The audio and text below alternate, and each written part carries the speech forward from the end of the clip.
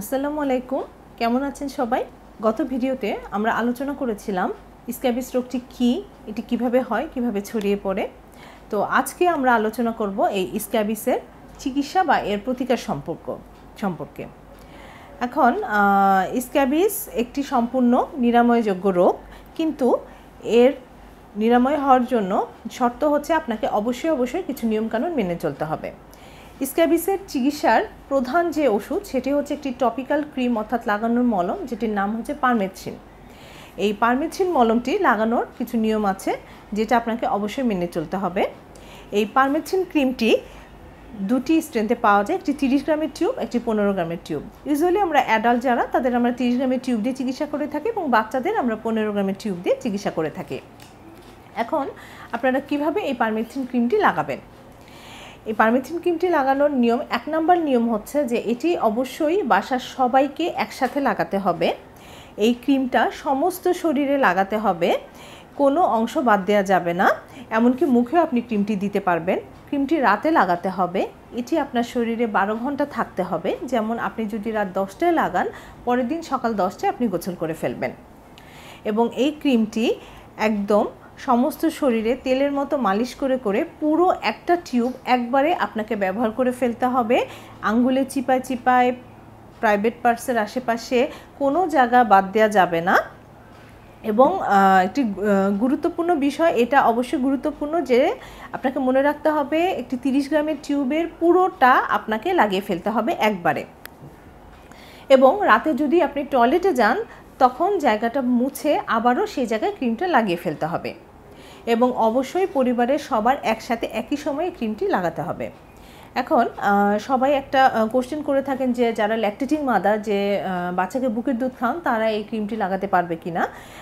উত্তর হচ্ছে হ্যাঁ, তারা লাগাতে পারবেন।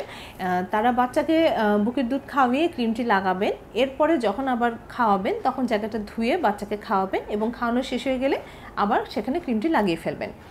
এবং আরেকটা হচ্ছে যে যারা প্রেগনেন্ট, গর্ভবতী মা, তারা লাগাতে পারবেন কি না? হ্যাঁ, গর্ভবতী মারা নিশ্চিন্তে এটা লাগাতে পারবেন, কোনো সমস্যা হওয়ার কোনো কারণ নেই। এখন এই ক্রিমটি একবার ব্যবহারের পর এটি 7 দিন পরে আবার ব্যবহার করতে হবে। ইউজুয়ালি আমরা ডার্মাটোলজিস্টরা এটা 3 থেকে 4 সপ্তাহ ক্রিমটি ব্যবহার করার জন্য বলে থাকি। এখন আমি আপনাদের কিছু নিয়মকানুন বলবো যে পারমেথ্রিন ক্রিমটি লাগিয়ে সকালে যখন গোসল করবেন তখন আপনাদের করণীয় কী। গোসলের সময় দেখা যাচ্ছে যে আপনাদের বাসার পরিবারের সকল সদস্যের সব কাপড় চোপড়, বিছানার চাদর, বালিশের কভার, পর্দা, তোয়ালে সব কিছু বিগত 3 দিনে আপনাদের যে কাপড় চোপড়, এই সব কাপড় চোপড় ফুটন্ত পানিতে অ্যাটলিস্ট 30 মিনিট সিদ্ধ করতে হবে।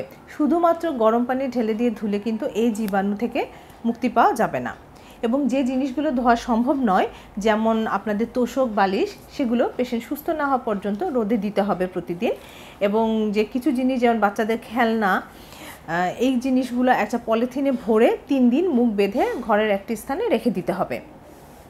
এখন এই পারমেথ্রিন ব্যবহারের এই নিয়মকানুনগুলি কিন্তু স্ক্যাবিস থেকে নিরাময়ের জন্য খুবই গুরুত্বপূর্ণ।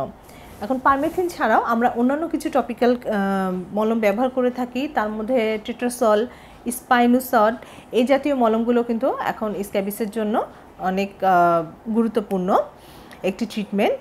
এছাড়া আমরা একটি মুখে খাওয়ার ওষুধ দিয়ে চিকিৎসা করে থাকি যেটার নাম হচ্ছে আইভারমেকটিন। এই আইভারমেকটিন এই ড্রাগটা বাচ্চাদের ক্ষেত্রে ওজন হিসাব করে আমরা দিয়ে থাকি।